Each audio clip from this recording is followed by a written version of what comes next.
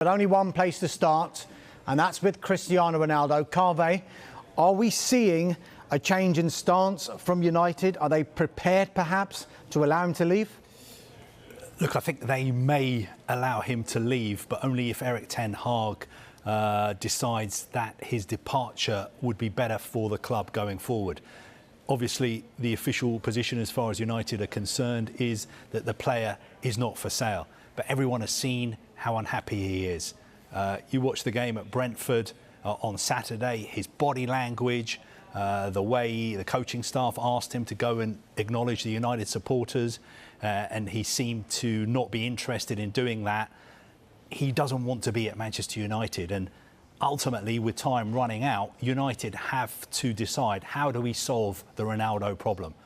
There's only two ways of solving this problem. One is sitting down with him, getting inside his head and somehow convincing him to forget about the Champions League, forget about the fact that him and his family don't want to live in the Northwest, forget about all that and, you know, give 100% to Manchester United and totally change your attitude and body language. Or they're going to have to accept the fact that for everybody concerned going forward, it is best if he's allowed to leave. But of course, then you need to have somebody who wants to sign him.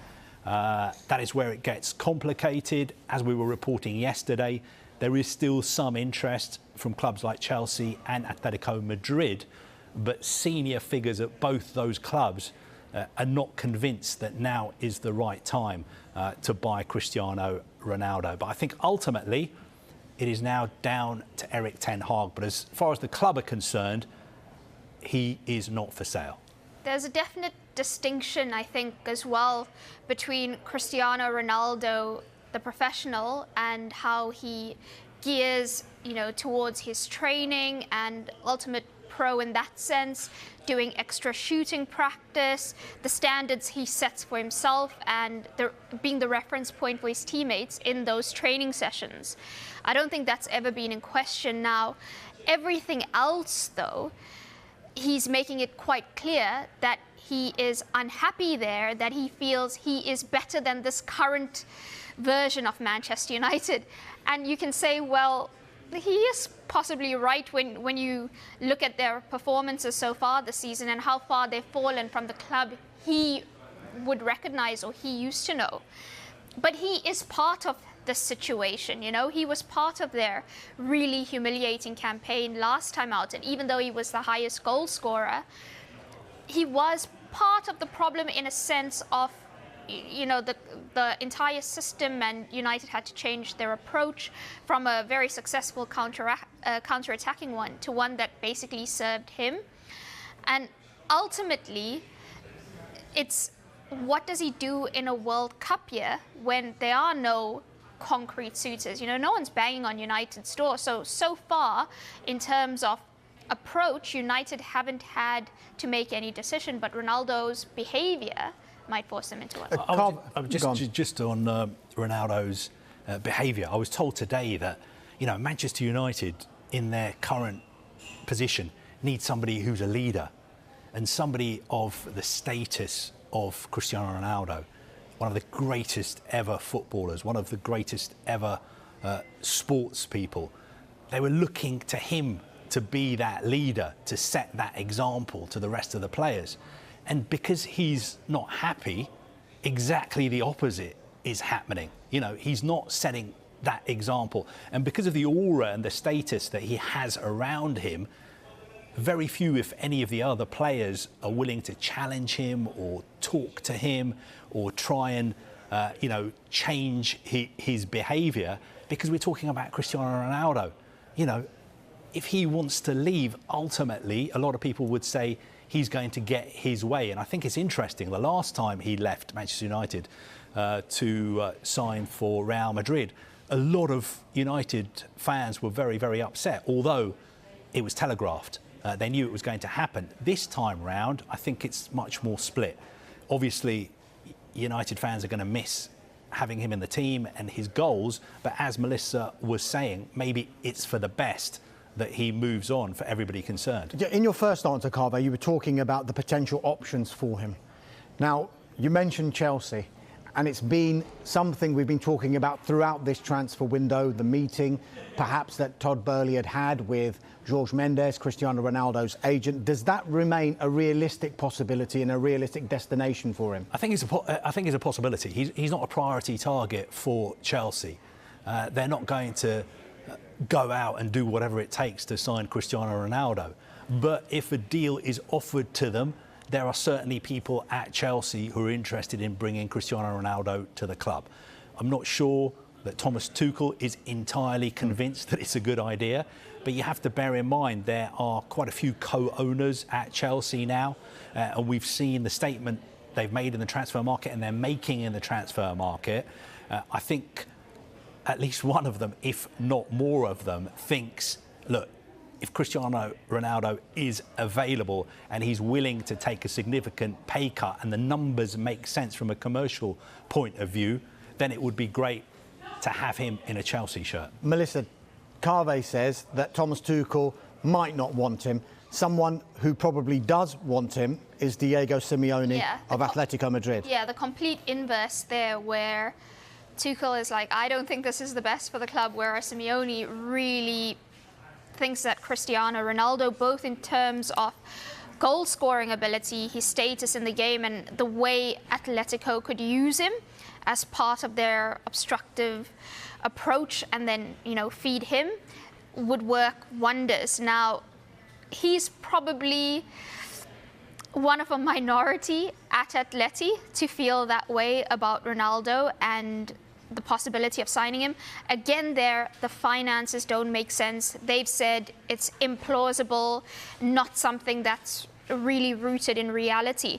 And I think with all these options, even Sporting, which feels more like a fairy tale, the emotive return, even that is not actually concrete. It's none of them all lining up to say, please come, please, we want you, whatever the stakes are, whatever it takes. And I think that's why United still have strength in this situation. And the fact that Ronaldo returned to training and is training well, even though his other behaviours aren't helpful, suggests that even he knows that the option, if United don't want to sell him or if suitors don't become available, is that he might have to knuckle down. It's not just about Ronaldo at Manchester United just now, because potentially other arrivals are what United are looking at. A couple of lines to bring you. One that's emerged in the last hour and a half or so. Manchester United interested in the Brighton midfielder Moise Caicedo. They're long-term admirers of Caicedo. They were looking at signing him when he was at the Ecuadorian club Independiente del Valle when he went to Brighton in February 2021. It's my understanding that United will now have internal discussions about whether to make that interest formal in the form of a bid.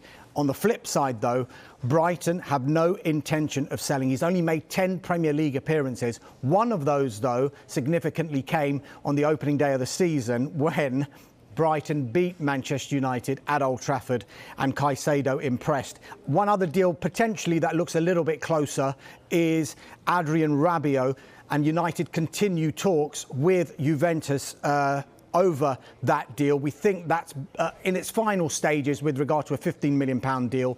They continue talks with his representatives as well.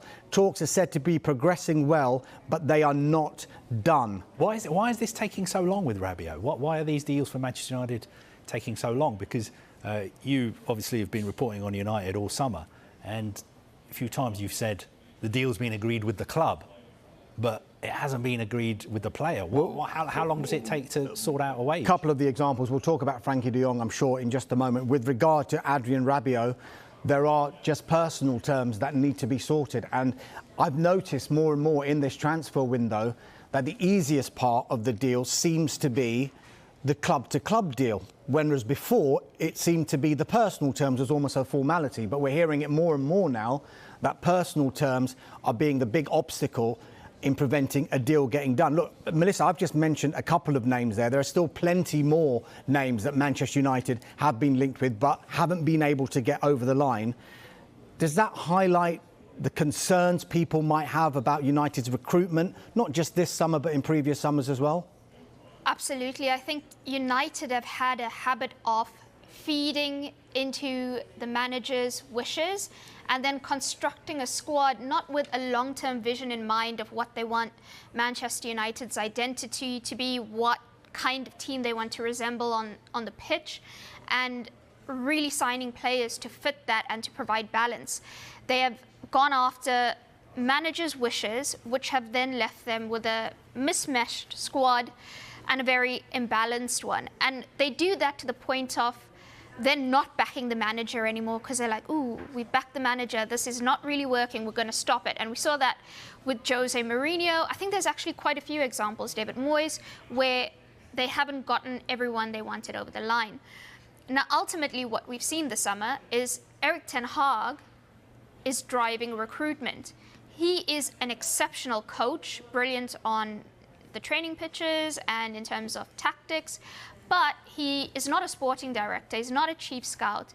And really, United should be giving him the tools to succeed by signing players that align with his strategy, but also, like I said again, what United want to do long term. We have seen so many names associated with United, and that's for two reasons. One, agents obviously smelling their desperation and the fact that they haven't been able to do much business. And one thing to say about United, the most crucial aspects of the squad, the places they need to strengthen most, which was midfield, especially defensive midfield, adding a progressive midfielder in there, right back, which is more of an issue than left back, and fortifying that forward position. They've not done that at all, and we're towards the closing stages of the transfer window. So agents smelling that situation have been offering them players, of which we know like Alvaro Morata is one. The other thing is United are in discussions with multiple players for multiple positions. So for the forward areas, for example, they've made inquiries to about 6 or 7 different forwards at the same time. So what's proving complex, I think, is one, the Ronaldo situation. People are, the potential targets are saying, well, what's happening with him? We want to gauge how much we want to play. But also the fact that they know that all these talks are ongoing. So, well, how much do you really want me? I really want to come, but why is this deal now stalling? Why are we not moving quicker? And we've just seen a scattergun approach. So we've gone from, okay, let's give Erik everything he wants. Ooh, Erik's not getting all what he wants over the line. Now let's just go for whatever we can get. There is one player that has been constant throughout this transfer window, and that is Frankie de Jong. And we're told in the past couple of hours that the door is not closed on a deal to sign the Barcelona midfielder Frankie de Jong, but confidence is not high that a transfer can happen. So the door's not closed, but confidence is not high. United have, of course, throughout the summer been looking at other options, given the problematic situation and nature of the de Jong deal, and alternative options may need to be triggered soon. As you can see on the bottom right of your screen there, we have got only 16 days left in this transfer window.